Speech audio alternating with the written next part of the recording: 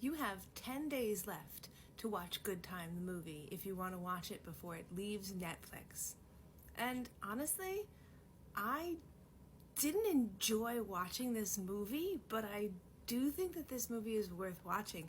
This is a really confusing movie and somewhat of a confusing review to leave because I did not enjoy the experience, but I think this movie is still a good movie.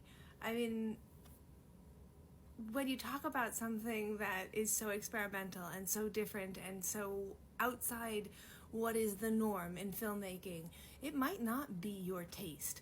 But as someone who makes movies, I really love that. I really want to see more of this. I really want to see people taking chances, doing weird things, doing things that might not be super enjoyable but are very well done, very well put together, and very compelling. I just didn't like it because it's ultimately a story about kind of really shitty people who get what they should get in the end.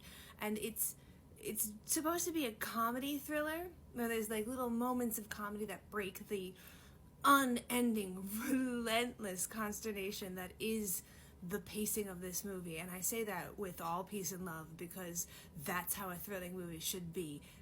I do these on the elliptical, so the entire time my heart rate was way high. I burned a lot of calories and I got a great distance. I did about just over 5 miles doing this movie. But I felt like I was being chased the entire time and I felt really like uncomfortable.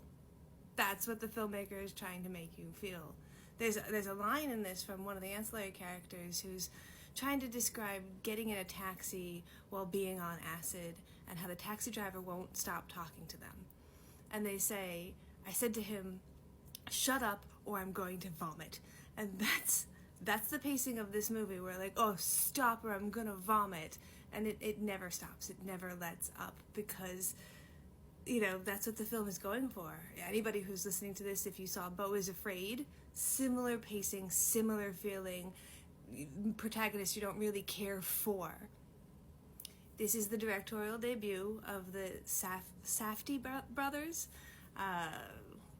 They have recently broken up. About a month ago, they decided to part ways and do their own movies, very amicably, but they just don't want to keep telling the same stories. So you won't get Uncut Gems 2. By the way, these are the guys who did Uncut Gems, which I'm also told, and I did not choose to see yet, is a very relentlessly anxious story about people you don't really want to root for, which is kind of the reason why I haven't seen it. So you might ask, why did I watch this movie today?